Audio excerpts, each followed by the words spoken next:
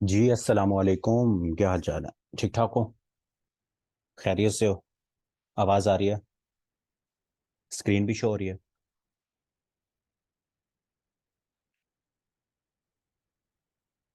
ठीक हो गया। अच्छा जी, आज हमने हमारे पास नवंबर के ज़रा थोड़ा सा डिले हो गई चीज़ें, तो नवंबर के जो करंट अफेयर्स हैं उनका जो सेकंड पार्ट है उनको हमने देखना है। फर्स्ट पार्ट आप लोगों के पास जो सा है वो ऑलरेडी अवेलेबल है। तो कुछ चीज़ें हैं, कुछ इंपॉर्टेंट चीज़ें हैं, कुछ नहीं है, तो कोशिश करते हैं कि आज इनको वाइंड अप करें। और उसके बाद जो सा है अगर कोई चीज़ें मसला मसाइल होगा तो वो फिर हम बाद में देखेंगे। अच्छा जी, सबसे पहले नवंबर 15 नवंबर तक हमने कर लिया था। जब 15 नवंबर बड़ी इंपॉर्टेंट डेट है, मैंने बताई भी थी कि 15 नवंबर को आपकी जो आपकी क्या कहते हैं पॉपुलेशन है वो 8 बिलियन जोन सी है वो उसने क्या कहते हैं क्रॉस कर लिया है। तो वो मेरे ख्याल में आज दोबारा रिपीट भी होगा, तो वो क्वेश्चन भी बड़ा आपका इंपॉर्टेंट है। तो अगर सबसे पहले अगर हम बात करें तो एपेक, ये आपका एफपीएससी के अंदर सवाल भी पूछा गया था, इसको मैंने पहले भी आप लोगों को करवाया था। मैंने कहा था इसका नवंबर के अंदर समिट होना है। तो इसमें अभी पूछा गया था कि अभी समिट होने वाला है, तो वो कहाँ होगा? तो वो थाईलैंड के अंदर इसका ये एपेक एक इकोनॉमिक ऑर्गेनाइजेशन है। एशिया के जौन से हैं 21 मुल्कों ने, ये मैंने नीचे मेंशन किया हुआ है कि 21 जो मुल्क हैं उन्होंने मिलकर जौन सी है ये आपकी ऑर्गेनाइजेशन जौन सी है इसको एपेक जौन सा इसको बनाया है। और इसका हेडक्वार्टर भी बहुत दफ़ा पूछा गया है, तो वो आपका कहाँ है? वो सिंगापुर के अंदर। ये चीज़ें मैंने इसके अंदर मेंशन कर दी हुई ऑलरेडी। तो डेट याद करने की आपको जरूरत नहीं है कि 15 और 16 नवंबर को, बस नवंबर के अंदर जौन सा है अभी रिसेंटली एपेक जौन सा है उसका समिट हुआ है। कहाँ हुआ है जी? थाईलैंड के अंदर हुआ है। उसके बाद 18 नवंबर, ये डेट बड़ी एक इंपॉर्टेंट है इंटरनेशनल डेज के हवाले से। डेज आपको पता है बड़ा इंपॉर्टेंट है। इसके हवाले से हमने एक दफ़ा एक डिटेल वीडियो भी मैंने इसके अंदर जौन सा है वो की थी। मैं कोशिश करूंगा यूट्यूब के ऊपर उसको अगेन अपलोड कर दूंगा कि डेज जौन से हैं आपके international day of Islamic art. ये जो आपका इस्लामिक आर्ट का एक डे है, यूनेस्को आपको पता है कि आपका यूनेस्को है जो कि हेरिटेज ओल्ड साइड चीज़ों के हवाले से, वो बड़ा आर्ट्स के हवाले से, क्योंकि यूनेस्को का मतलब ये यूनाइटेड नेशन एजुकेशन, एस से साइंटिफिक, ठीक है, फिर कल्चर, सी से कल्चर, ओ से ऑर्गेनाइजेशन। तो यूनेस्को जोन सा है वो 18 नवंबर जोन सा है उसने रिसेंटली डिक्लेयर किया है, और ये मनाया भी जाता है कि 18 नवंबर क्या है? ये international day of Islamic arts. जो इस्लामिक आर्ट्स हैं, जो इस्लामिक ओल्ड आपकी बिल्डिंग्स हैं, मस्जिद मसाजिद वगैरह या आर्ट्स के हवाले से ये दिन जोन सा है वो सेलिब्रेट किया जाता है। ठीक हो गया। उसके बाद हमारे पास जोन सा है यूएस मिड टर्म इलेक्शंस की अगर हम बात करें, तो मैंने लास्ट टाइम कहा था कि अभी उनका रिजल्ट आ रहा है, तो जब रिजल्ट आएगा तो उसके बाद मैं आपको चीजें बताऊंगा। अच्छा, अब इसमें से आपसे सवाल कैसे पूछे जा सकते हैं? ठीक है, अब सवाल जो पूछे जा सकते हैं, एक तो ये पूछा जाएगा कि सेनेट जौन सा है, सेनेट आपको पता है सेनेट में टोटल सीट्स कितनी होती हैं? 100 सीट्स होती हैं। और हाउस ऑफ रिप्रेजेंटेटिव में टोटल कितनी होती हैं? 435। जैसे हमारे हाउस ऑफ रिप्रेजेंटेटिव किसके इक्वलेंट है? जैसे हमारे यहाँ कौमी असम्बली है, और सेनेट हमारे भी सेनेट होता है, उसमें भी अभी तो 100 है, बाद में 96 हो जाएंगे हमारे पाकिस्तान के अंदर। लेकिन अमेरिका के अंदर क्या है? 100 है। ठीक है, उनकी जितनी स्टेट्स हैं 50 उनकी जोन सी हैं वो रियासतें हैं, तो हर रियासत को एक एक वो दो दो जोन से हैं वो सेनेटर्स मिलते हैं, तो जिसकी वजह से वहाँ 100 होते हैं। हाउस ऑफ रिप्रेजेंटेटिव जोन हैं उनमें 435 होते हैं। उनमें कितने होते हैं? 435। और लास्ट टाइम मैंने बताया था कि हाउस ऑफ रिप्रेजेंटेटिव के अंदर, अब इसमें तो सिंपल है, जिसको 51 की मेजोरिटी मिलेगी वो जोन सा है सेनेट को लीड करेगा। और हाउस ऑफ रिप्रेजेंटेटिव का मैंने लास्ट टाइम, आप लोगों को याद होगा, अपने नोट्स में देखना या लेक्चर को देखना यूट्यूब के ऊपर, कि मैंने बताया था कि मेजोरिटी हासिल करने के लिए हाउस ऑफ रिप्रेजेंटेटिव के अंदर क्या चीज आपको कितने मेंबर्स चाहिए होते हैं? 218 चाहिए होते हैं। मैंने बताया था आपको 218 चाहिए होते हैं। ठीक है, तो तब मैंने बताया था कि अभी किसी को भी दोनों, एक 203 पे थे, एक 190 समथिंग पे थे, मैंने कहा था कि अभी किसी को मेजोरिटी क्लियर नहीं मिली, क्योंकि ये सवाल पूछे जाएंगे। कैसे पूछे जाएंगे अभी बताऊंगा। तो अब हाउस ऑफ रिप्रेजेंटेटिव के अंदर किसकी मेजोरिटी है? रिपब्लिकन्स की। सीट्स याद करने की जरूरत नहीं है आपको, अगर किसी ने करनी है तो कर लो, लेकिन रिपब्लिकन्स को रिपब्लिकन्स को मेजोरिटी है। दो जमातें हैं ना वहाँ, रिपब्लिकन और डेमोक्रेटिक। अभी जो बाइडेन है वो डेमोक्रेटिक का सदर है, उससे पहले जो डोनाल्ड ट्रंप था वो रिपब्लिकन पार्टी का सदर था। इसी तरह जो डेमोक्रेट्स को 213 मिले हैं, अब 218 की मेजोरिटी चाहिए है, जिसने वहां जमात ने कंट्रोल करना है, तो किसको मिली है? रिपब्लिकन को वहां मेजोरिटी मिल गई है। अब आप कहेंगे सर सेनेट का अगर आ गया तो हम क्या लिखेंगे? तो सेनेट का अगर आपका आ गया तो अल्लाह के बंदो याद रख लो, सेनेट का जौन सा है उसमें किसकी मेजोरिटी है? मुझे लिखना चाहिए था लेकिन मैं बोल देता हूं, आप लोग अपने नोट्स में लिख लेना कि सेनेट के अंदर डेमोक्रेटिक पार्टी की, बिल्कुल डेमोक्रेटिक पार्टी की मेजोरिटी है। डेमोक्रेटिक की आपको सर कैसे? दोनों की 50-50 है। तो ये इस तरह कि जब सेनेट का ये रूल है, अमेरिकी सेनेट का, कि जब 50 और 50 जौन सा है वो बराबर हो जाएं, तो जो वाइस प्रेसिडेंट होता है, जो कि वाइस प्रेसिडेंट होता है, वो सेनेट का क्या होता है? चेयरमैन होता है। ठीक है, जैसे हमारे यहाँ सादिक संजरानी है, तो वहां जो अमेरिका में वाइस प्रेसिडेंट कौन है, कमाला हारिस साहिबा। तो कमाला हारिस साहिबा जो सी हैं उनका वोट काउंट होगा। तो उनका वोट काउंट जब होगा, और तो वो क्या है बेसिकली, वो है डेमोक्रेट। तो जब वो डेमोक्रेट हैं तो फिर वोट किसके हो जाएंगे, डेमोक्रेटिक पार्टी के 51 हो जाएंगे। तो मेजोरिटी किसकी हो गई, डेमोक्रेटिक पार्टी की। उम्मीद है ये समझ आ गई होगी कि 50-50 है। तो वाइस प्रेसिडेंट जो सा है वो सेनेट को क्या करता है, वो हेड करता है, उसको चेयरमैन होता है, ठीक हो गया। और वो इस टाइम पर कौन है, कमाला हारिस साहिबा। कमाला हारिस साहिबा किस पार्टी से ताल्लुक रखती है, डेमोक्रेटिक पार्टी से। तो अगर कभी कोई एक बिल आता है जिसमें 50 डेमोक्रेटिक पार्टी वाले उस पर वोट देते हैं, 50 ही रिपब्लिकन देते हैं, तो अब किसके हक में वो बिल पास होगा, जिसके हक में, वो क्या कहते हैं, जिसके हक में जो वाइस प्रेसिडेंट हैं जो कि डेमोक्रेटिक पार्टी की हैं, तो वो वोट देंगी। तो इसलिए हमारे पास जो सेनेट के अंदर अब मेजोरिटी किसकी है, डेमोक्रेटिक पार्टी की। क्यों, क्योंकि वाइस प्रेसिडेंट उनकी हैं। तो सेनेट का आ जाए तो डेमोक्रेटिक पार्टी की वहां मेजोरिटी है। हाउस ऑफ रिप्रेजेंटेटिव का आ जाए तो रिपब्लिकन की क्या है वहां, क्या कहते हैं, मेजॉरिटी है। ये चीज आप लोगों ने याद रखनी है। उसके साथ मैंने कहा ये आप लोगों को ये बता दूं कि जो ट्रंप साहब हैं, ट्रंप साहब जॉन से हैं, उन्होंने कहा है कि वो दोबारा यूएस प्रेसिडेंट इलेक्शन लड़ेंगे। यूएस प्रेसिडेंट इलेक्शन आपको पता है हर 4 साल बाद होता है, ठीक है। मिड टर्म इलेक्शन हर 2 साल बाद होते हैं। और जो इलेक्शन होता है वो क्या है, हर 4 साल बाद। पहले 2020 में हुआ है जिसमें जो बाइडेन जीते हैं, और अब 2024 में होगा। और हर साल नवंबर के अंदर होता है, हर 4 साल बाद नवंबर के अंदर जो ये इलेक्शन होते हैं। तो 2024 के अंदर ये इलेक्शन होंगे। तो ट्रंप साहब कह रहे हैं, मोस्टली क्या होता है, अच्छा ये सुन लो कि ये इंपॉर्टेंट क्यों है। मोस्टली ये होता है कि जब एक प्रेसिडेंट जब इलेक्शन हार जाए तो वो दोबारा इलेक्शन लड़ता नहीं है। लेकिन ट्रंप 2020 का हार चुका है इलेक्शन, तो अब उसने दोबारा ऐलान किया है कि वो इलेक्शन लड़ेगा, ठीक है। तो इसलिए जो सा इस तरह का सवाल पूछा जा सकता है, तो आप लोगों ने याद रखना है। अच्छा ये बड़ी इंपॉर्टेंट है। एक आपकी जौन सी है वो एग्जीबिशन हुई है, उसका नाम है आइडियाज, ठीक है। अब ये 11th एडिशन था। आइडियाज का क्या मतलब है, international defence exhibition and seminar, ठीक है, एग्जीबिशन एंड सेमिनार। ये कहाँ हुआ है, ये आपका कराची के अंदर हुआ है, 15 से 18 नवंबर तक हुआ है, ठीक है। पाकिस्तान ने इसको होस्ट किया है। इसके अंदर क्या था, आइडियाज के अंदर ये डिफेंस के हवाले से थी। डिफेंस की चीजें, आपके टैंक्स हो गए, जहाज हो गए, इस तरह के इक्विपमेंट्स, बंदूकें वगैरह, जो भी वट एवर डिफेंस के हवाले से चीजें होती हैं। तो ये जौन सा है आपका कराची के अंदर हुई है। इसका थीम क्या था, थीम देख लेना, आर्म्स ऑफ पीस। थीम्स जौन से हैं, मोटोस जौन से हैं, ये पीपीएससी को बड़े पसंद हैं। तो आइडियाज का इस 2022 की जो हुई है उसका थीम क्या था, आर्म्स फॉर पीस जौन सा है वो उसका थीम था। और इसमें जो इंपॉर्टेंट चीज है वो है पाकिस्तान का एक ड्रोन है, उसका नाम है शापर 2, ठीक है। तो इसके बारे में सवाल इस तरह से पूछा जा सकता है कि शापर 2 जो ड्रोन है ये कौन से मुल्क का ड्रोन है, ये कौन से मुल्क ने इसको मैन्युफैक्चर किया है, तो ये पाकिस्तानी ड्रोन है। और ये इसमें अनवील किया गया। और कोशिश ये है कि इसको बाहर के मुल्क वाले जो हैं वो भी क्या करें, बाय करने की कोशिश करें। तो ये पाकिस्तानी ड्रोन है शापर 2।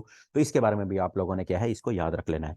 उसके बाद जोन सा आपको पता है, कॉप कॉन्फ्रेंस ऑफ पार्टीज अभी 27 कहाँ हुई है, इजिप्ट के अंदर हुई है। 28 कहाँ होनी है, यूएई के अंदर होनी है। तो वहां एक अवार्ड दिया गया है, उसका नाम है gender just climate solution award, ठीक है, ये अवार्ड का नाम है।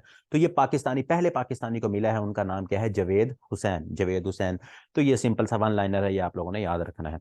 ये अगेन रिपीट हो गया कि 15 नवंबर को आपकी जो ह्यूमैनिटी है, पॉपुलेशन है, वो कितनी है, 8 अरब जोन सी है, वो पूरी दुनिया की पॉपुलेशन हो चुकी है।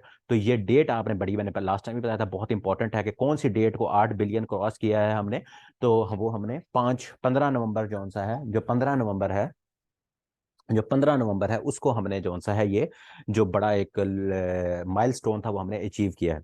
अच्छा ये एक एमसीक्यूज, इसको खुद पढ़ लेना, इतना इंपॉर्टेंट भी नहीं है कि ये अप्रूव नहीं हुआ, लेकिन बलूचिस्तान की असेंबली ने कहा है कि सीएनआईसी जो से हैं, जो आपके आईडी कार्ड्स हैं, उनको इशू करने से पहले डीएनए टेस्ट किया जाए।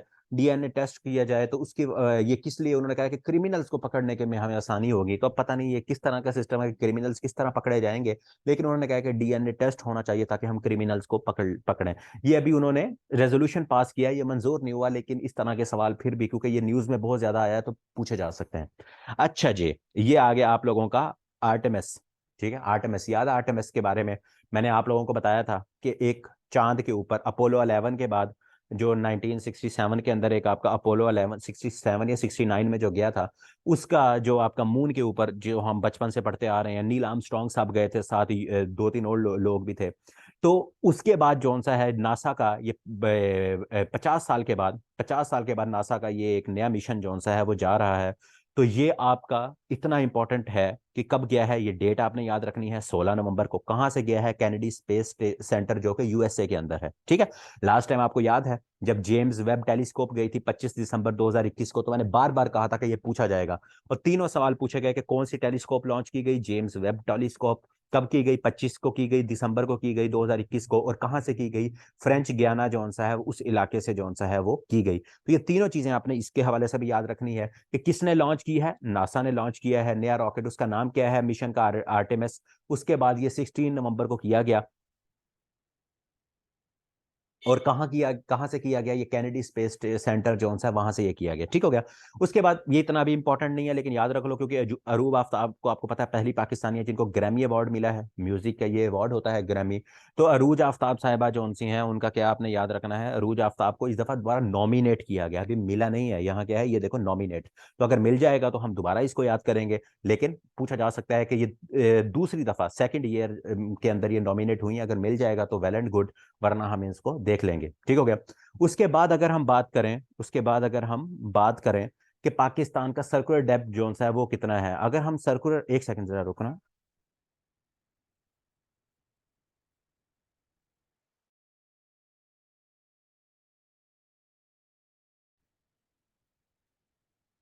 अच्छा जी, हम सर्कुलर डेप्थ की बात कर रहे थे। अब ये सर्कुलर डेप्थ क्या होता है? एक तो आप इसके बारे में थोड़ी सी चीजें मैं आपको बाद में एक वीडियो इसकी सेंड कर दूंगा, डिटेल में देख लेना।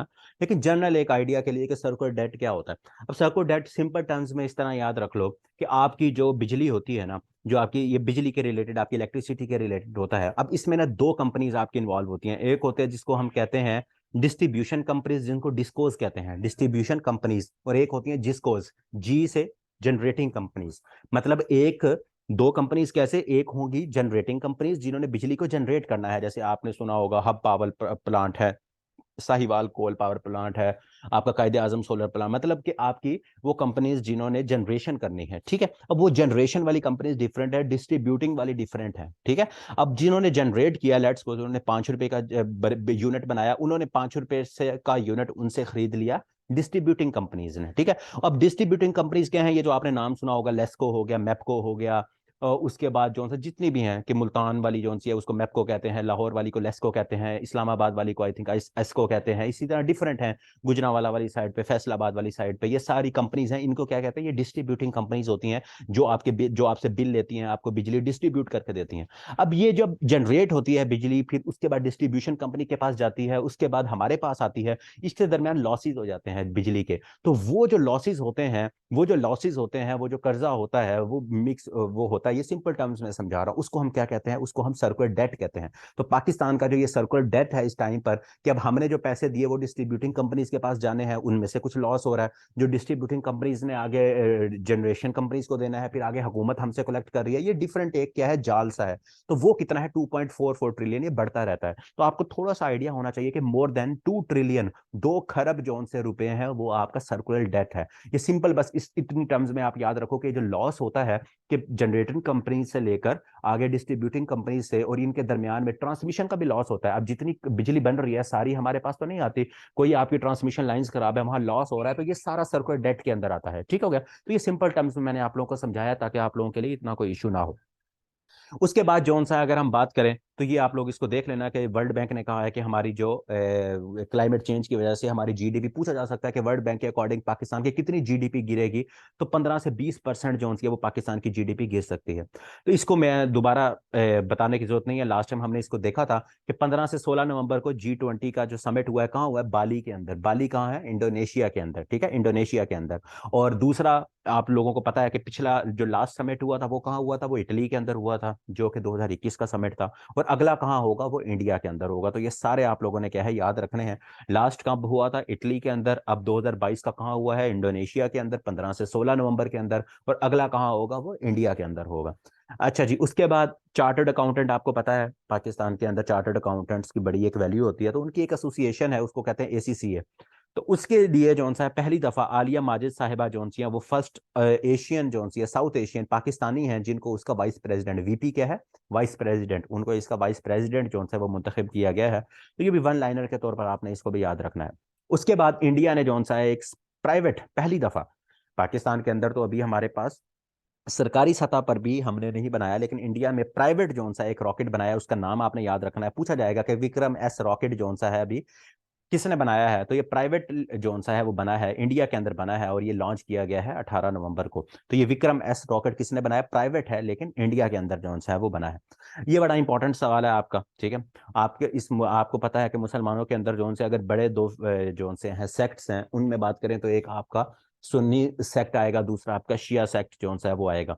तो आपके एक ईरान है जो कि शिया सेक्ट जोन सा है, उसके अंदर सबसे ज्यादा जोन सा है पॉपुलेशन मुसलमानों की ईरान के अंदर है। और दूसरा काफी सारे लोगों को नहीं पता, अजरबैजान है, उसके अंदर भी सबसे ज्यादा जोन सा है पॉपुलेशन वो शिया मुस्लिम्स की है। तो अजरबैजान जोन सा है वो पहला शिया मुस्लिम कंट्री बना है जिसने अपनी एम्बेसी ओपन की है इसराइल के अंदर। ये अल जजीरा डिफरेंट, ये बहुत ज्यादा न्यूज के अंदर आया है, तो इसलिए मैंने कहा है कि ये इंपॉर्टेंट है और ये आप लोगों ने इसको भी याद रखना है।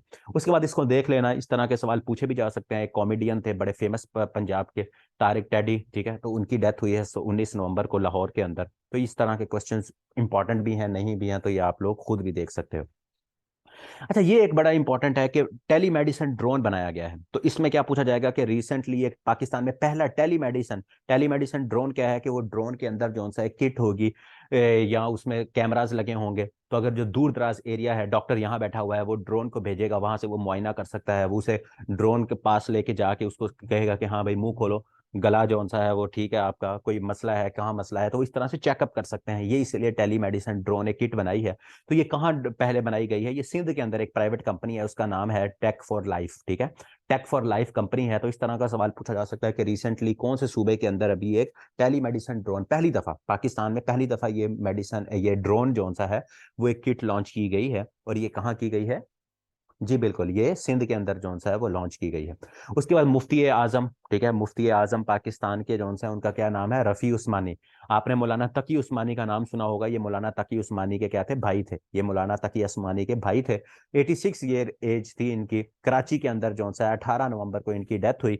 और ये जोन सा है देवबंद, देवबंद जोन सा है इंडिया का एक अंदर एक इलाका है, वहां पैदा हुए थे 1936 के अंदर। अगेन वही बात के इंपॉर्टेंट क्यों है? क्योंकि मौलाना तकी उस्मानी जौन से हैं वो भी पाकिस्तान में बड़े इंपॉर्टेंट है। ये उनके बड़े भाई थे, पाकिस्तान में मुफ्ती आजम थे। पूरी दुनिया के अंदर इनका नाम था रफ़ी उस्मानी साहब। और जो आपके पास देवबंद है, देवबंद के अंदर एक इनकी बहुत ज्यादा और ओवरऑल भी पाकिस्तान में बड़ी इनकी इंपॉर्टेंस थी। तो रफ़ी उस्मानी साहब जौन सी उनकी डेथ हुई है, ये भी आप लोगों को पता होना चाहिए।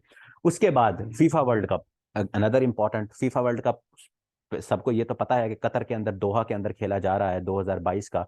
कब शुरू हुआ? 20 नवंबर को शुरू हुआ, ठीक है। अभी आज मैं देख रहा था, ये मैं आपको दिसंबर में करवाऊंगा, कि सुनने में आ रहा है कि अगला जो वर्ल्ड कप है, अगला जो वर्ल्ड कप है जो कि अब 2027 के अंदर खेला जाएगा, उम्मीद है कि वो सऊदी अरेबिया के अंदर खेला जाएगा। तो लेट्स सी, उसको न्यूज़ आ रही है, जब कंफर्म होगा तो ये हम दिसंबर के अंदर देखेंगे। कि फिर आपको वो भी याद करना पड़ेगा, क्योंकि 2015 का वर्ल्ड कप जो सा 2015 नहीं, ये 2015 हुआ था जो लास्ट वर्ल्ड कप हुआ था 2017 का आई थिंक वर्ल्ड कप था वो। तो 17 या 18 का, तो वो आपका रशिया के अंदर खेला गया था, तो वो भी सवाल पूछा जाता है। फिर अब कतर वाला भी पूछा जाएगा, फिर अगला कहाँ खेला जाना है, अगर सऊदी अरेबिया हुआ तो वो भी पूछा जाएगा, तो वो हम देखेंगे। फिर जो मैस्कोट होता है, ये जो आपका क्या कहते हैं, वो कार्टून सा एक बना होता है ऑफिशियली, उसका नाम बड़ा इंपॉर्टेंट है, उसका नाम है लाइब, ठीक है, लाइब। वो जैसे जो अरब लोग अपना पहनते हैं ना, ऊपर जो उनका जुब्बा सा होता है जो सर के ऊपर, तो इस तरह का ये है कार्टून टाइप लाइब। तो ये बड़ा इंपॉर्टेंट है, ये बड़ा न्यूज में चलता भी रहा है, बड़ा बड़ा एक प्यारा सा ये ना उसका कार्टून टाइप है, मास्कॉट ऑफिशियल। इसका मोटो आपने याद रखना है, ठीक है, नो इज ऑल। उसके बाद जौन सा है अभी इसके अंदर, ये इसको देख लेना कि जो रोनाल्डो है, क्योंकि 5 वर्ल्ड कप से खेल रहे हैं, तो ये पहले फुटबॉल प्लेयर बने हैं जिन्होंने 5 डिफरेंट वर्ल्ड कप्स के अंदर गोल किए हैं।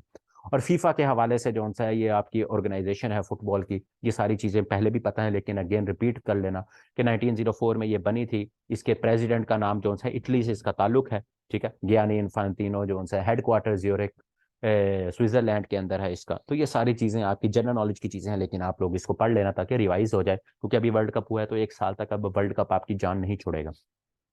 अच्छा जी, ग्लोबल इनोवेशन इंडेक्स आपका एक होता है। ग्लोबल इनोवेशन इंडेक्स क्या होता है कि आपकी इकोनॉमी कितनी अच्छी तरह से इनोवेट कर रही है, आप इकोनॉमी के अंदर कितनी इनोवेशंस ला रहे हो, क्या क्या आप बेहतरी की चीजें कर रहे हो। तो उसके इंडेक्स जारी हुआ है, उसमें पाकिस्तान का रैंक क्या है? 87। इंडेक्स आपको पता है सारे इंपॉर्टेंट है, तो पाकिस्तान का 87th रैंक है। ठीक है, पाकिस्तान का 87th, पाकिस्तान ने इंप्रूव किया है, पहले पाकिस्तान का आई थिंक 82nd था, तो पाकिस्तान ने अपने आप को इंप्रूव किया है। स्विट्जरलैंड पहले नंबर पर है, यूएसए सेकंड नंबर पर है, देख लेना याद, लेकिन पाकिस्तान सबसे इंपॉर्टेंट है। बाकी आप भूल भी जाओ कोई इशू नहीं है, याद ना भी करो, लेकिन पाकिस्तान 87th नंबर पर है, ये आप लोगों ने याद रखना है। उसके बाद एक ये इंडोनेशिया के हवाले से इसको देख लेना, एक अर्थक्वेक आया है, तो इसको इतना इंपॉर्टेंट है भी और नहीं भी, तो ये खुद आप लोग इसको देख सकते हो इंडोनेशिया के हवाले से। उसके बाद ये एक इंपॉर्टेंट है, पाकिस्तान की जो फॉरेन मिनिस्ट्री है उसने भी इसके ऊपर, इंडिया ने इसके ऊपर पाकिस्तान में इस कॉन्फ्रेंस के अंदर इल्जाम लगाया कि पाकिस्तान दहशतगर्दी करता है और ये सारी चीजें, जैसे इंडिया का एक रेटरिक है, तो उसके ऊपर पाकिस्तान की तरफ से जवाब आया। तो ये एक कॉन्फ्रेंस हुई है, उसका नाम है मनी फॉर टेरर। ठीक है, मनी फॉर टेरर एक जौन सी है, एक जो आपकी क्या कहते हैं, एक कॉन्फ्रेंस हुई है, कहाँ, इंडिया के अंदर, न्यू दिल्ली के अंदर।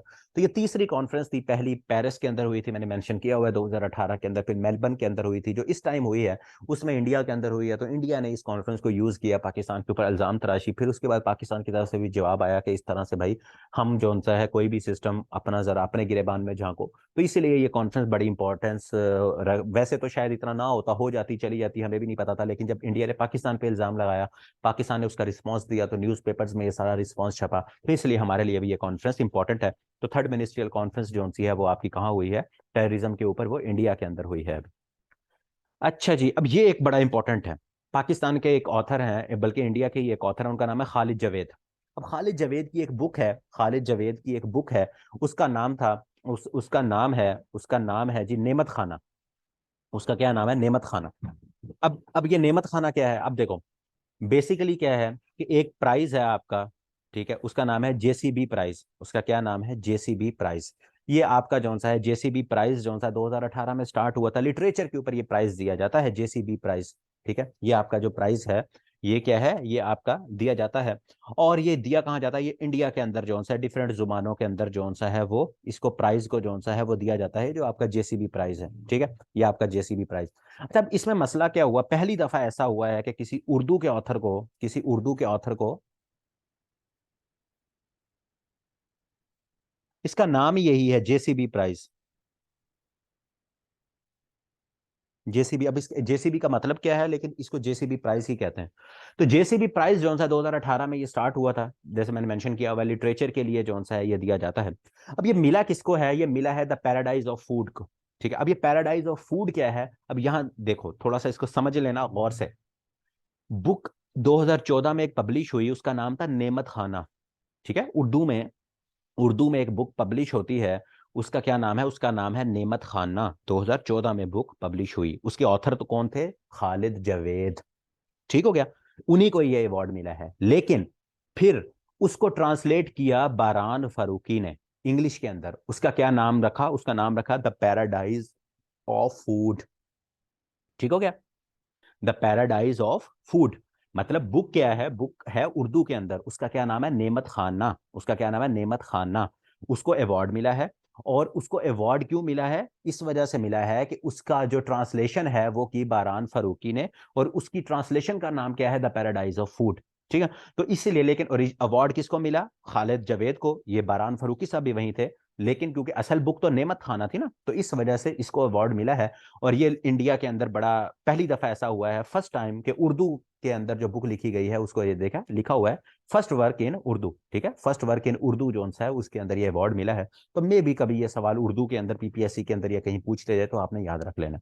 अच्छा, ये एक बड़ी इंपॉर्टेंट चीज नजर आई है, जीके के हवाले से इंपॉर्टेंट है, मैं अल जजीरा के अंदर मैं देख रहा था कि इस टाइम पर दुनिया का सबसे लॉन्गेस्ट सर्विंग प्रेसिडेंट कौन है, तो इक्वेटेरियल इक्वेटेरियल गिनिया जो सा है, ये आपका एक मुल्क है, उनके सदर हैं, उनका नाम है नोईमा, इसका पूरा नाम ना भी याद रखना, तेदोरो ओबियांग नोगीमा साहब जौन से हैं। 38 सालों से जौन सा है, 38 सालों से वो सदर हैं। ठीक है, अगर पूछ लिया जाए इस टाइम पे करंट लॉन्गेस्ट सर्विंग प्रेसिडेंट कौन है, तो वो इक्वेटेरियल गिनिया के जो सदर हैं वो हैं। ठीक है, तो ये जब न्यूज मेरे सामने आई, मैंने इसको देखा, क्योंकि ये दोबारा वहां इलेक्शन हो रहे हैं, या जो भी छोटा सा मुल्क है, तो इस वजह से ये 38 साल से वहां रूल कर रहे हैं। तो दो तीन चीजें मैंने और देखी कि इस ये तो है सर्विंग प्रेसिडेंट, लेकिन ओवरऑल ओवरऑल सबसे ये अभी प्रेसिडेंट हैं, ये बंदा अभी भी प्रेसिडेंट सर्व कर रहा है, 1979 से अभी तक सर्व कर रहा है। लेकिन अगर ओवरऑल हम देखें पूरी दुनिया में लॉन्गेस्ट सर्विंग प्रेसिडेंट कौन है, तो वो फैदल कास्त्रो साहब जो से हैं, वो कहाँ के थे, क्यूबा के। उन्होंने 47 ईयर्स तक रूल किया। और अगर प्राइम मिनिस्टर्स की बात करें तो प्राइम मिनिस्टर के अंदर जो से हैं वो बहरेन के जो प्राइम मिनिस्टर हैं थे, इनकी 2020 के अंदर डेथ हो गई थी, उनका नाम था प्रिंस खलीफा बिन सलमान। ये पीपीएससी में सवाल भी पूछा गया है ये ऑलरेडी, ठीक है। तो मैंने कहा ये साथ जनरल नॉलेज के हवाले से ये दो तीन चीजें आप लोगों को बीच में ऐड करवा दूं, कि अगर लॉन्गेस्ट सर्विंग का कभी पूछ लिया जाए ओवरऑल भी कि इस टाइम पर जो करंट सर्व कर रहा है वो कौन है, वो आपको पता चल गया, इक्वेटोरियल गिनिया का जो सदर है। और अगर ओवरऑल वैसे पूछ लिया जाए कि ओवरऑल कौन है दुनिया का सबसे ज्यादा प्रेसिडेंट, तो वो फैदल कास्त्रो क्यूबा का। और अगर प्राइम मिनिस्टर का पूछ लिया जाए तो वो प्रिंस खलीफा बिन सलमान है, जो कि बहरेन के, और इन दोनों की डेथ हो चुकी है, फैदल कास्त्रो की भी और जो प्रिंस खलीफा बिन सलमान है, इन दोनों की डेथ हो चुकी है। अच्छा जी, चाइना आजकल बड़ी न्यूज में है, क्यों? चाइना के अंदर कोविड रिस्ट्रिक्शंस के हवाले से क्या है, कोविड रिस्ट्रिक्शंस के हवाले से वहां क्या चल रही हैं, प्रोटेस्ट चल रही हैं कि आपने बहुत, क्योंकि वहां एक भी केस आ जाता है ना चाइना के अंदर, तो वो पूरा का पूरा इलाका, पूरा शहर ही बंद कर देते हैं। तो ये, और ये बड़ा इंपॉर्टेंट है, तो इसलिए पूछा जा सकता है कि अभी रिसेंटली किस मुल्क में कोविड रिस्ट्रिक्शंस के हवाले से प्रोटेस्ट हुई हैं, तो चाइना के अंदर जो सा हुई हैं। ये भी आप देख लेना, वन लाइनर, मैंने बताया था लास्ट टाइम आपको कि लेजेंड ऑफ मौला जट ने 100 करोड़ पहली फिल्म बनी है, तो अब इसने कितने करोड़ कर लिए? 200 करोड़ कर लिए हैं। तो ये दोनों सवाल पूछे जा सकते हैं कि 100, बल्कि अब तो जब 200 करोड़ कर लिए हैं तो 200 करोड़ का ही सवाल पूछा जाएगा। ये पहली पाकिस्तानी मूवी है जिसने पूरी दुनिया के अंदर 200 करोड़ जो हैं वो कमाए हैं। ये सवाल याद रख लो, ये बड़ा इंपॉर्टेंट सवाल है, ये अब काफी अरसा आपकी जान नहीं छोड़ेगा, कि कतर ने अभी रिसेंटली लॉन्गेस्ट 27 साल डील की है किस मुल्क के साथ? चाइना के साथ। अभी रिसेंटली कतर ने जर्मनी को भी वैसे सप्लाई किया है, लेकिन वो इतनी कोई इंपॉर्टेंट नहीं है, ज्यादा इंपॉर्टेंट नहीं है, लेकिन वैसे ही जहन में रख लेना कि जर्मनी के साथ भी एक डील की है। लेकिन लॉन्गेस्ट डील अभी रिसेंटली कौन से दो मुल्कों के दरमियान हुई है, इस तरह का सवाल पूछा जाएगा। तो 27 साल डील है जो कतर ने किसके साथ गैस की है? चाइना के साथ। और इसके साथ एक और याद रख लो कि कतर जो सा इस दुनिया में सबसे बड़ा एलएनजी का सप्लायर है। दो तीन तरह की गैस होती है, एक आपकी नेचुरल गैस है, सुई गैस, जैसे हमारे यहाँ सुई के इलाके से निकलती है मीथेन। फिर आपकी एलपीजी गैस होती है, लिक्विड, जिसे हम कहते हैं एलपीजी को, लिक्विड लिक्विड पेट्रोलियम गैस, ठीक है, लिक्विड पेट्रोलियम गैस जो आपके सिलेंडर्स में भरी जाती है। फिर एलएनजी होती है, लिक्विफाइड नेचुरल गैस, ठीक है। तो एलएनजी जो होती है, लिक्विफाइड नेचुरल गैस जो होती है, वो सबसे ज्यादा आपकी कतर के अंदर है, कतर उसको इंपोर्ट करता है। तो पाकिस्तान भी कतर से मंगवाता है। तो कतर जो है उसने अभी लॉन्गेस्ट फिर डील किसके साथ की है? चाइना के साथ की है। अनदर इंपॉर्टेंट आपको पता है, पिछले दफा मैंने आपको बताया था कामरान टेसौरी सिंध के गवर्नर अपॉइंट हो गए हैं। तो जो जो केपी है, केपी का नया गवर्नर जो अपॉइंट हुआ है, उनका क्या नाम है? हाजी गुलाम अली। के आपको पता है पंजाब के अंदर बिलीगो रहमान, सिंध के अंदर कामरान टेसौरी, और केपी के अंदर अब हाजी गुलाम अली। अब बलोचिस्तान के अंदर कोई गवर्नर नहीं है, ठीक है। और गिलगित बल्तिस्तान के अंदर कौन है? सैयद मेहदी। तो बलूचिस्तान के अलावा सारे गवर्नर्स आपको आने चाहिए, सबके वजीर आला के नाम, पाकिस्तान के प्राइम मिनिस्टर, पाकिस्तान के सदर, सबके नाम आने चाहिए। तो जब बलूचिस्तान में भी अभी अपॉइंट हो जाएंगे तो हम क्या कर लेंगे, उसको देख लेंगे। तो अभी अब आपने सिंध के साथ कामरान टेसौरी के साथ केपी के हाजी गुलाम अली को भी याद रखना है। मलेशिया में इलेक्शन हुए हैं, तो मलेशिया के अब नए प्राइम मिनिस्टर आए हैं। पहले इब्राहिम साबरी साहब थे, इब्राहिम साबरी साहब, या इस्माइल साबरी आई थिंक उसका नाम था। तो अब क्या है? अनवर इब्राहिम। मलेशिया बड़ा इंपॉर्टेंट है, मलेशिया जो सा है उसकी बड़ी एक इंपॉर्टेंस है। तो आपने इसको भी याद रखना है कि मलेशिया के अंदर अब नए प्राइम मिनिस्टर क्या है, उनका नाम क्या है? उनका नाम है अनवर इब्राहिम। बड़ा इंपॉर्टेंट है, बहुत ज्यादा इंपॉर्टेंट है, तो आप लोगों ने इसको अपना याद रख लेना है, ठीक हो गया?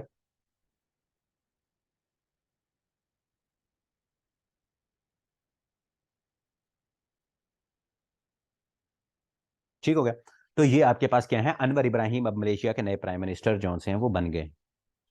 उसके बाद इसको देख लेना, एक कॉमेडियन, जैसे ऊपर मैंने आपको बताया, तो इस्माइल तारा साहब, ये भी पाकिस्तान के बड़े लेजेंडली कॉमेडियन थे। तो ये दोनों, एक तारिक टैडी साहब और इस्माइल तारा साहब, इनकी जो सी रिसेंटली डेथ हुई है कराची के अंदर। जो टैडी साहब थे, तारिक टैडी, उनकी लाहौर के अंदर हुई है। तो इस्माइल तारा साहब की कराची के अंदर डेथ हुई है। अच्छा जी, उसके बाद इसको भी देख लेना, इतना इंपॉर्टेंट नहीं है, लेकिन फिर भी पूछा जा सकता है कि अभी रिसेंटली पीएम शहबाज शरीफ जो से उन्होंने टर्की का विजिट किया है, तो कब किया? 25 नवंबर को। अब वहां ये क्या करने गए थे प्राइम मिनिस्टर साहब जो से हैं? पाकिस्तान का वहां जो बहरी जहाज है, पहले उसको अगर हम डिस्कस कर लेते हैं, ये नीचे चला गया, कि पाकिस्तान का जो बहरी जहाज है वो चाइना, सॉरी, जो टर्की है वो बना रहा है। और उसका जो सा है वो क्या नाम है? उसका जो सा है वो नाम है पीएनएस खैबर। उसका क्या नाम है? पीएनएस खैबर। ये चार बनाने थे। ये आपके पास जो से हैं वो क्या कहते हैं, इसे कहते हैं मिलगम, मिलगम क्लास। ये आपके उनके जो बहरी जहाज है उनका उनका टाइप है मिलगम, ये बड़े छोटे से एक होते हैं, जंगी बहरी जहाज होते हैं मिलगम, तो ये सिर्फ टर्की बनाता है। तो 2018 के अंदर मुआहिदा हुआ था कि 4 बनेंगे, ठीक है, 4 बनेंगे, 2 जोन से हैं वो कराची में बनेंगे, 2 इस्तांबुल में बनेंगे, ठीक हो गया। तो अभी जो इस्तांबुल में बना है उसका नाम है PNS खैबर। तो ये उसका इफ्तिताह करने गए थे कि वहां के से जो मिलगम बहरी जहाज है ये पाकिस्तान के अंदर लेकर आया जाए। तो ये जौन सा है PM शहबाज शरीफ साहब जौन से हैं, ये मिलगम जौन सा है कॉरवेटीज जौन से है, ये उसकी टाइप है, जो बहरी जहाज है उनकी टाइप है। तो अगर इसका कभी पूछ भी लिया जाए कि मिलगम जो बहरी जहाज है ये बेसिकली जो कौन सा मुल्क बनाता है, तो आप कहोगे टर्की जौन सा है, या टर्की ये जौन सा है वो ये जहाज बनाता है। तो पाकिस्तान भी वहां उसका यही इफ्तिताह करने गए थे PM शहबाज शरीफ साहब आपके। अच्छा जी, इस जो अब 4 साल आपका, 4 नहीं सॉरी 3 साल अगर एक्सटेंशन ना मिले, तो 3 साल तक अब आपकी ये जान नहीं छूटेगी कि पाकिस्तान के अंदर 2 अपॉइंटमेंट्स हुई हैं, बड़ी इंपॉर्टेंट अपॉइंटमेंट्स थी। एक आपके होता है chief of joint staff, chairman of joint chiefs of staff committee. अब ये क्या है ये मैं आपको आगे थोड़ा सा बताता हूँ, इसका नीचे मैंने मेंशन भी किया हुआ है। तो ये आपके 18वें जो CGCSG बने हैं, SC बने हैं, उनका नाम है जनरल साहिर शमशाद मिर्जा। ये 18वें जो से SC बने हैं, ठीक है। अब इनका क्या मकसद होता है, ये पोस्ट मैंने नीचे मेंशन किया है कि जुल्फकार अली भुट्टो ने मार्च 1976 के अंदर इस पोस्ट को बनाया था, और पहले जो चीफ ऑफ जनरल स्टाफ थे वो कौन थे, मोहम्मद शरीफ साहब थे। ये जनरल नॉलेज के लिए आप लोगों ने याद रख लेना है। अब ये एक पोस्ट बनाई गई थी 1976 के अंदर कोऑर्डिनेशन के लिए, कोऑर्डिनेशन बिटवीन 3 फोर्सेस। अब 3 फोर्स पाकिस्तान के अंदर, 3 फौजें हैं, मतलब एक आपकी आर्मी है, एक बरी फौज है, एक आपकी एयर फोर्स है। तो उन तीनों की आपस में कोऑर्डिनेशन के लिए इसको बनाया गया था। और इसमें क्या कहा गया था, इसमें यह कहा गया था कि हर दफा ये रोटेट होगी, मतलब 3 साल के लिए ये ओहदा होगा। 3 साल के बाद एक दफा आर्मी से बंदा आएगा, एक दफा नेवी से आएगा, एक दफा एयरफोर्स से आएगा। लेकिन फिर ये एक 90s के अंदर ये चेंज हुआ और ये फिर आर्मी के पास चला गया। और 90s के बाद जौन सा है, 90s से पहले जौन सा है ये रोटेट होती थी पोस्ट, एक दफा एयरफोर्स की तरफ से बनते थे, एक दफा, क्योंकि कोऑर्डिनेशन है ना, कोऑर्डिनेशन के लिए ये ओहदा क्रिएट किया गया था 1976 के अंदर। तो अब जौन सा एक रिवायत ये बन चुकी है कि आर्मी से ही अपॉइंट होता है। तो पहले आपके जनरल नदीम रजा थे, ठीक है, नदीम रजा, वो अब रिटायर हो गए, 27 को रिटायर हुए। तो 27 को जौन सा है साहिर शमशाद मिर्जा जौन से है वो 18वें chairman joint chief of staff committee बन गए, ठीक हो गया। तो दूसरा जौन सा है जनरल बाजवा जो पाकिस्तान के 16वें आर्मी चीफ थे, उन्होंने 29 नवंबर को रिटायर होना था। तो 29 नवंबर को पाकिस्तान के 17वें, ठीक है, ये भी आपने याद रखना है कि साहिर शमशाद मिर्जा जौन से हैं वो क्या है, साहिर शमशाद जौन सा है वो मिर्जा जौन से हैं, साहिर शमशाद मिर्जा वो 18वें चेयरमैन ज्वाइंट चीफ स्टाफ हैं। लेकिन सैयद आसिम मुनीर साहब जौन से हैं वो 17वें chief of army, COAS chief of army staff. उन्होंने 27 नवंबर को अपने ओहदे का जौन सा है वो चार्ज लिया है। और आसिम मुनीर साहब जौन से उन्होंने 29 नवंबर, ये डेट भी इंपॉर्टेंट है। और ये इनकी 17 और 18 ये भी आप लोगों ने याद रखनी है, ठीक हो गया। ये अगेन पहले भी बता चुका हूं, इसको दोबारा भी देख लेना कि वेब 3.0 सबसे पहले पाकिस्तान के अंदर कौन से प्रोविंस ने किया है। ये पहले उस टाइम पर रेजोल्यूशन पास हुई थी, इसके बारे में समरी मूव हुई थी, वो पास हुई थी, तब बताया था। तो 28 नवंबर को ऑफिशियली वेब 3 जो है पोर्टल लॉन्च कर दिया है पंजाब गवर्नमेंट ने। तो ये सवाल आप लोगों से पूछा जाएगा कि कौन से प्रोविंस ने वेब 3.0 को लॉन्च किया है, तो पंजाब जो है उसने इसको लॉन्च कर दिया है। उसके बाद जौन सा है आप लोगों का स्टेट बैंक ऑफ पाकिस्तान, आपको पता है आपका इंटरेस्ट रेट पहले 15% पे था। 3-4 महीने से सुन रहे थे कि इंटरेस्ट रेट आपका बढ़ेगा, तो वो बढ़कर अब कितना हो गया, 16% हो गया है। और ये हाईएस्ट है सिंस 1999। 1999 जौन सा है तब से जौन सा है वो 1990 1999 से जौन सा है ये आपका सबसे हाईएस्ट है, ठीक है। तो ये भी आपने याद रखना है। उसके बाद जौन सा है ये अगेन इंपॉर्टेंट कैसे, इंग्लैंड की टीम 17 साल बाद टेस्ट खेलने आई है, ठीक है। ये टेस्ट की बात कर रहा हूँ, अभी उनकी T20 की टीम आई हुई थी आपको सर, वो अभी तो आई थी। ये क्या है, टेस्ट सीरीज। लास्ट टाइम जो टेस्ट खेलने आए थे 2005 में आए थे। अभी फरवरी के अंदर आपको पता है 24 साल के बाद ऑस्ट्रेलिया भी आया था, ऑस्ट्रेलिया 1998 में आया था। तो वो भी अभी रिसेंटली FPSC में सवाल पूछा गया था कि रिसेंटली ऑस्ट्रेलिया ने विजिट किया आफ्टर हाउ मेनी ईयर्स, 23, 24, 25, तो 24 साल। ये हमने फरवरी के करंट अफेयर्स में किया भी था कि ऑस्ट्रेलिया जोन सा है वो 24 साल बाद पाकिस्तान जोन सा है वो आया है। ये अगेन आप लोगों का रिवाइज हो जाएगा कि 25 नवंबर जोन सा है वो international day for elimination of violence, जो खवातीन के खिलाफ वायलेंस किया जाता है उसके एलिमिनेशन के लिए जोन सा है ये दिन मनाया जाता है। तो ये डेज के अंदर मैं ऑलरेडी आप लोगों को करवा चुका हूँ, तो ये आप लोगों की रिवीजन हो जाएगी। अच्छा जी, ICAPP ये क्या है, ये आपकी एक जो पॉलिटिकल पार्टीज हैं उनकी एक जोन सा है ये क्या है, कॉन्फ्रेंस होती है हर साल। तो ICAPP जो सा है, इसका नीचे ये मेंशन, बल्कि इसको देख लो कि ये लार्जेस्ट पॉलिटिकल ऑर्गेनाइजेशन जो सी है एशिया की पार्टीज की है ये, जिसके अंदर 200 पार्टी 200 रिप्रेजेंटेटिव होते हैं, और पूरी एशिया के अंदर 70 पॉलिटिकल पार्टीज जो सी हैं वो इसके अंदर शिरकत करती हैं। एक बड़ी कॉन्फ्रेंस होती है। पॉलिटिकल पार्टी जैसे पाकिस्तान में आपको पता है नून लीग है, पीपल्स पार्टी है, PTI है, इंडिया में चले जाओ कांग्रेस है, BJP है, और एशिया के अंदर तो 33 मुल्कों में से 70 पॉलिटिकल पार्टीज के रिप्रेजेंटेटिव इसके अंदर जो है वो शिरकत करते हैं। तो ये हमारे लिए क्यों इंपॉर्टेंट है? पाकिस्तान में आपको पता है एक सेनेटर है नून लीग की तरफ से, उनका नाम है मुशाहिद हुसैन सैयद। तब मुशाहिद हुसैन सैयद को इसका को चेयरमैन जो सा है वो इलेक्ट किया गया है। तो ये आप लोगों ने इसको देख लेना है कि मुझे अभी रिसेंटली जो सा है ICAPP, ये बेसिकली क्या है, पॉलिटिकल पार्टीज की कॉन्फ्रेंस होती है, तो उसमें मुशाहिद हुसैन सैयद साहब जो सा है उनको क्या किया गया है, उनको इलेक्ट किया गया है एज अ को चेयरमैन। अच्छा, ये बड़ा इंपॉर्टेंट है। इसको दोबारा, इसको मैंने लास्ट टाइम आप लोगों को बताया था, वैसे ही आप लोग कंफ्यूज हो गए। तो ये बस पॉलिटिकल चीजें हैं, बंदा इसमें क्या कह सकता है कि मैंने आपको बताया था कि आजम नजीर तारड़ साहब जौन से हैं वो पाकिस्तान के लॉ मिनिस्टर थे, उन्हें रिजाइन किया था। तो लास्ट टाइम मैंने बताया था कि अयाज सादिक को एडिशनल चार्ज दिया गया था, ठीक है। तो मैंने कहा था कि अगर नया कोई आएगा तो वो हम देखेंगे। अगेन जौन सा है वो आजम नजीर तारड़ साहब जौन से हैं, उन्होंने फेडरल लॉ मिनिस्टर अगेन वो उन्होंने अपना चार्ज संभाल लिया है। तो अब हम इसमें क्या कर सकते हैं, तो जो पुराना हमने याद किया था अयाज सादिक का, वो अब हमें अपने जहन से बुलाना पड़ेगा, और आजम नजीर तारड़ साहब जौन से हैं उनको अगेन जौन सा है वो हमें करना पड़ेगा। ठीक हो गया? तो ये आप लोगों ने याद रखना है कि आजम नजीर तारड़ साहब अब क्या है, अगेन लॉ मिनिस्टर आपके बन गए हैं, वो अयाज सादिक को अपने जहन से निकाल देना है।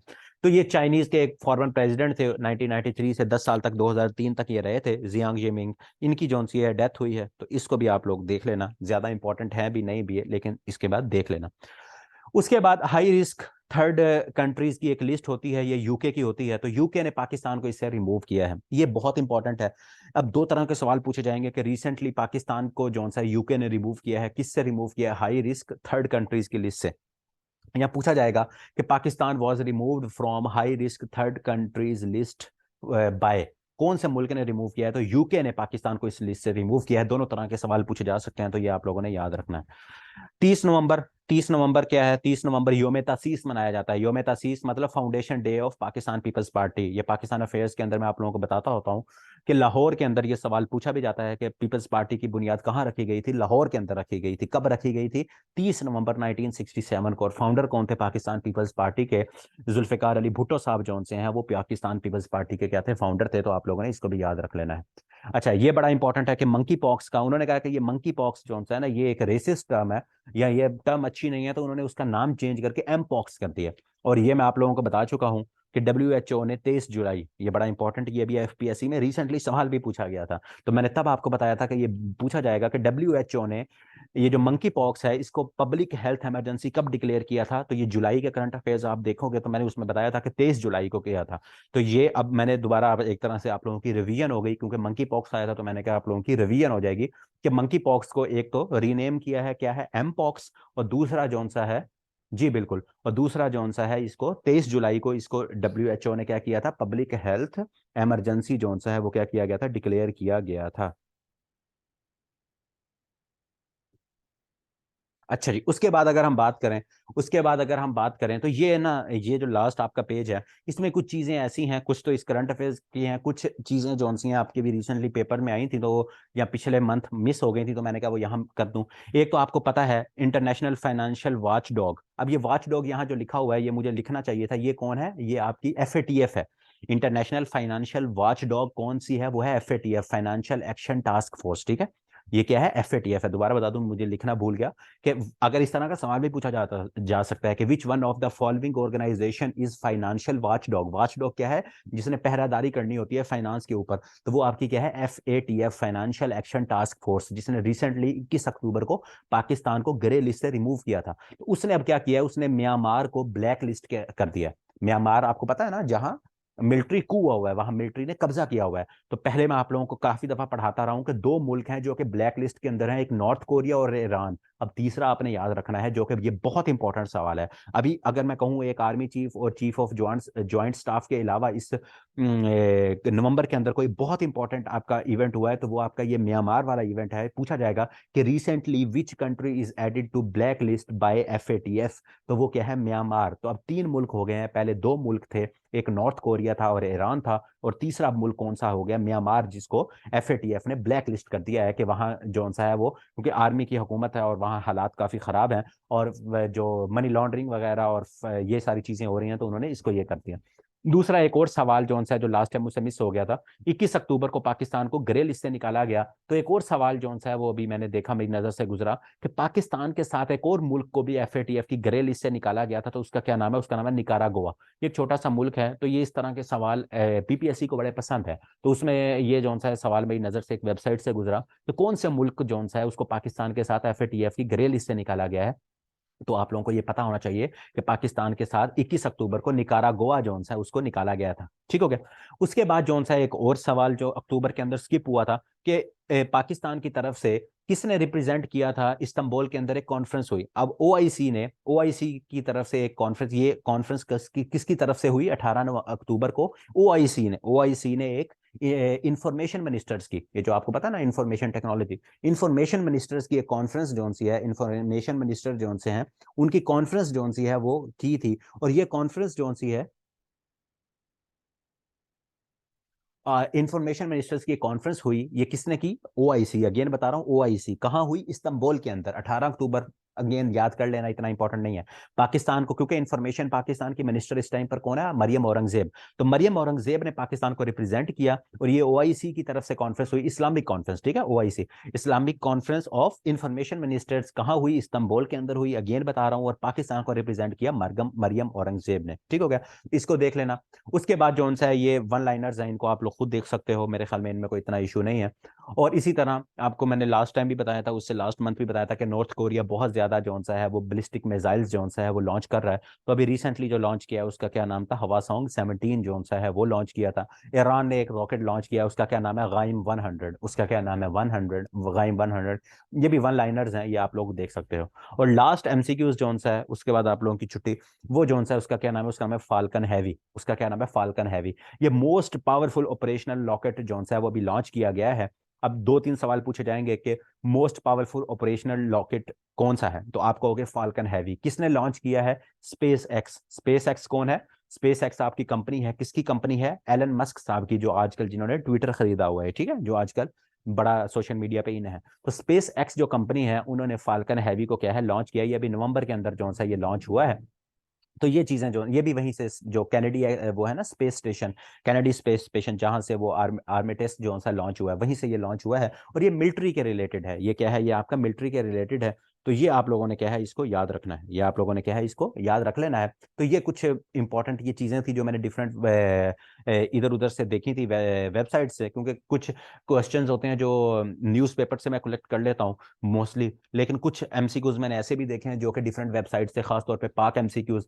मेरी कोशिश होती है मैं स्टूडेंट्स को रिकमेंड कर दूं कि पेपर से पहले पाक एमसीक्यूज या एमसीक्यूज प्लेनेट की जो वेबसाइट है उनके करंट अफेयर्स को गो थ्रू कर लिया करो। लेकिन अगर अब मुझे टाइम मिला करेगा, तो मैं कोशिश किया करूंगा कि करंट अफेयर्स जिस मंथ का है उस मंथ के अंदर जो सा है पाक एमसीक्यूज या एक दो और वेबसाइट से कुछ इस तरह के क्वेश्चंस होते हैं, जो कि जैसे मैंने ये बताया था ओआईसी का, ये इस्लामिक ये जो मिनिस्टर इंफॉर्मेशन मिनिस्टर्स वाला है, ये मुझे किसी न्यूज़पेपर में ऐसा सच नहीं मिला, ये शायद मुझसे स्किप हो गया। तो ये मुझे एक वेबसाइट से मिल गया, तो ये बड़ा इंपॉर्टेंट सवाल था, ये बड़ा इंपॉर्टेंट सवाल था। इसी तरह निकारा गोवा वाला, ये बड़ा इंपॉर्टेंट सवाल था, ये भी एक वेबसाइट से मिला।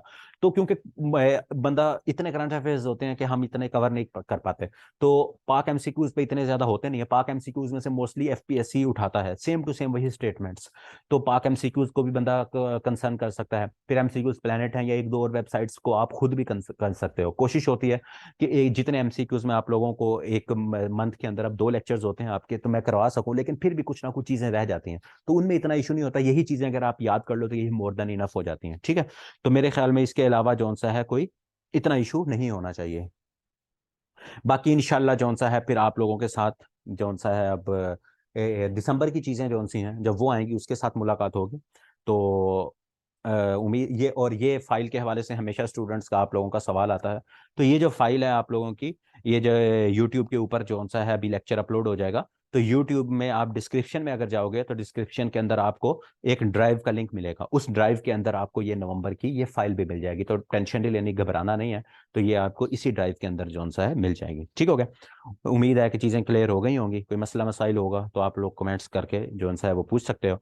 तो बाकी इंशाल्लाह फिर मुलाकात होती है दिसंबर के करंट अफेयर्स के साथ। अपना ख्याल रखो।